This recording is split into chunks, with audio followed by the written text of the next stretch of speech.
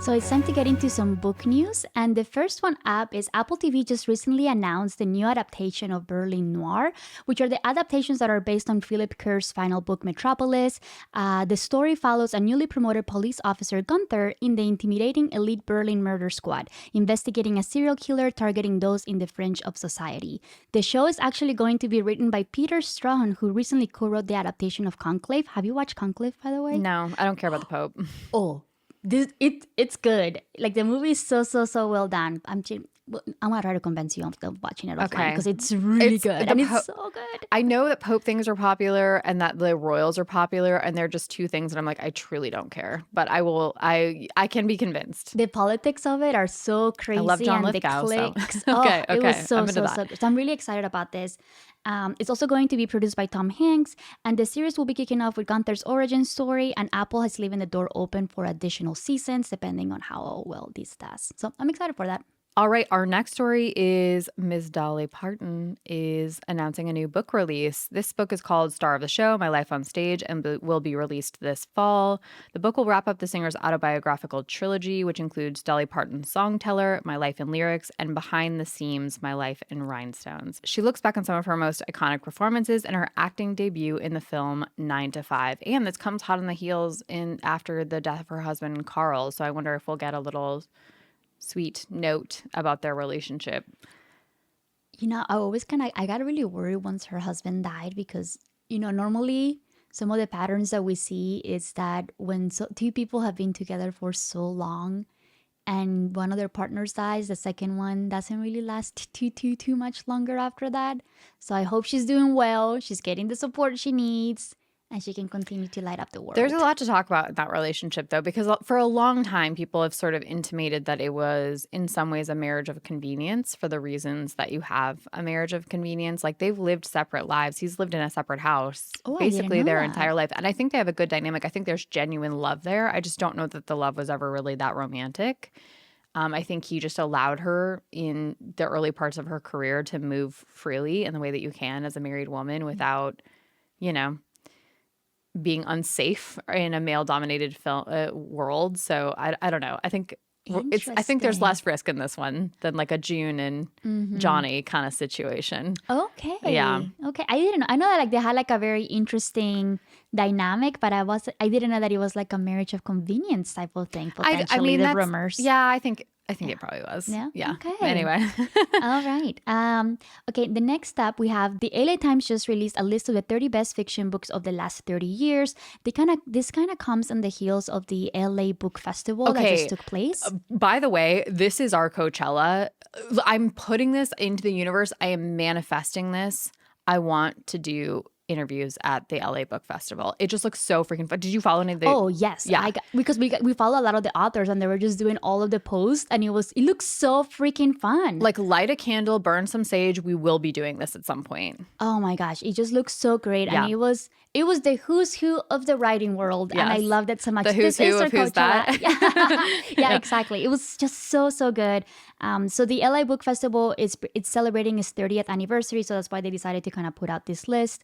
When talking to one of the editors of the LA Times, they say we decided to mark the 30th edition of the festival by shifting the frame of this year's special issue from place to time. So that was quite beautiful.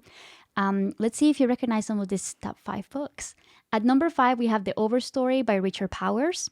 I don't know what that is either. I don't know it either. Number 4, The Goldfinch by Donna Tartt. This is a 5-star read for me. This book changed my life. I loved it. Okay. Changed my life. This is the second time this week that somebody has told me about this book. Yeah. And I just added it to my TBR after talking to her friend Rita. She was like, you need to read this book. It's not for everyone. I've had multiple people tell me they don't like it. But when I tell you I am changed by it, I think about it all the time. Yeah. Okay. At number 3, we have The Amazing Adventures of Cavalier and Clay by Michael Chavin. This book will also life-changing book for me. Someone gave it to me when I was like 16. Shout out to my cousin Katie. Changed my life, about the creation of the first comic book. It's historical fiction. It's amazing. You showed it to me when we did our independent bookstore day.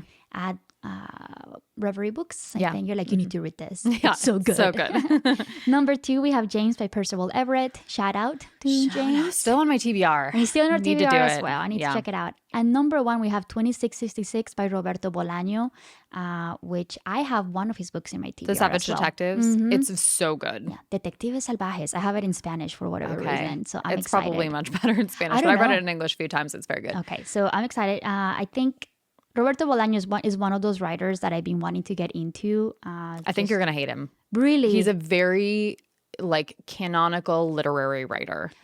So when you were talking about like circuitous writing where it's like a lot of big words and it's when that. they use like weird syntax too, like that was one of the things that I had the most issues with Gabriel Garcia Marquez, because syntax is so difficult to follow. Especially and I as like hate that. not a native English speaker, I would imagine like it being translated back and forth and then reading it in English is probably really crappy. Like, all right, I will do it in Spanish. I mean, I wonder if you the read book it in that I have Spanish, it would feel less like Okay. weird, you know? Okay, I'll see. I'll do my best to read that this year, and I'll let you know how the Spanish version is. But it's not gonna be 2666. It's gonna be Savage. Maybe I should Detectives. force you to make me read something in Spanish as a way to like increase my Spanish speaking. Maybe we can start with The Little Prince, El Principito. El or something. Principito. That was what I did in French because that was one of my majors in college. I had to read The Little Prince in French. And like it is one of those things because it was a class. I'm getting really off the rails here, but it's why I'm kind of obsessed with translation. And this is a big thing about what Babel, R.F. Kuang's book that I recently finished, is about.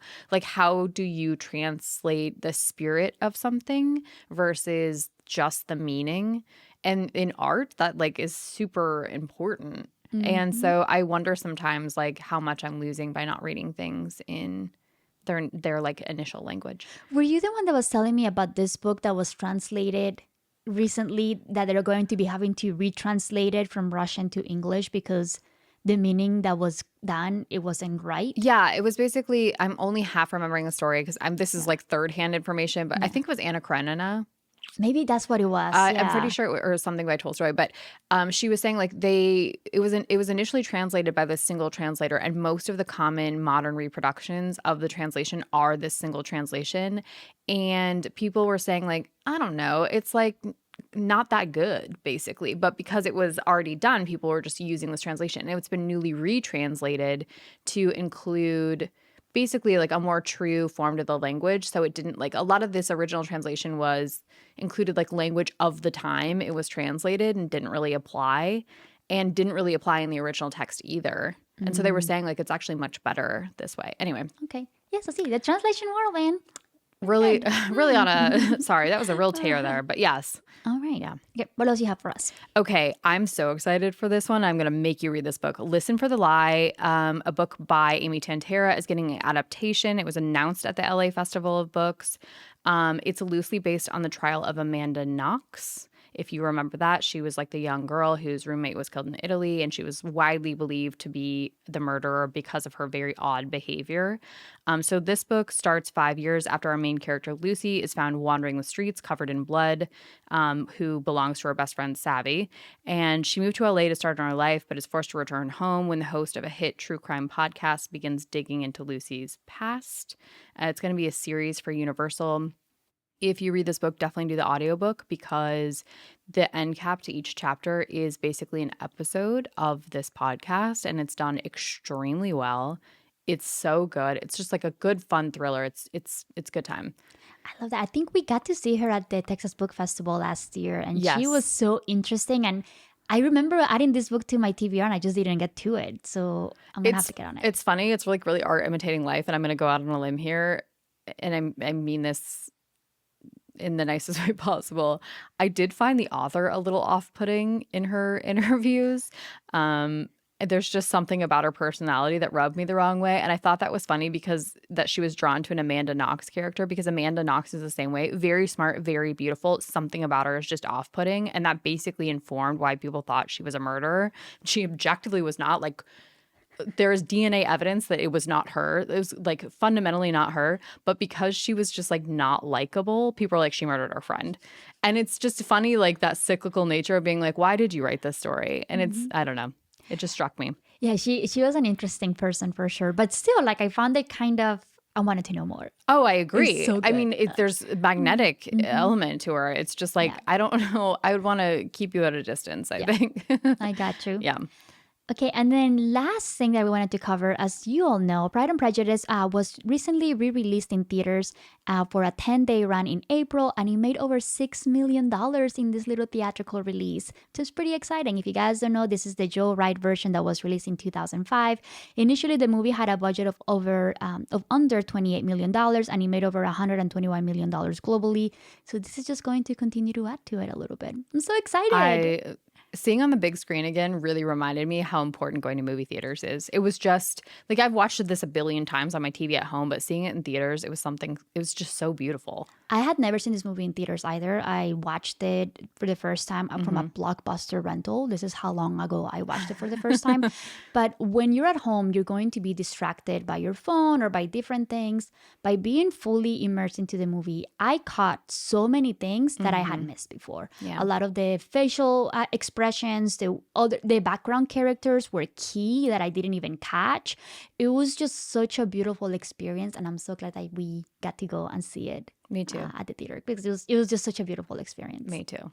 One of my highlights of this quarter, I think. I agree. And you know what? Okay, I'm going to do one side note here. God, I'm really like all over the place today. But there was one moment in the theater that I was like, wait a second, why have I not put more stock in this? Everyone always talks about the hand thing, they touch hands or whatever.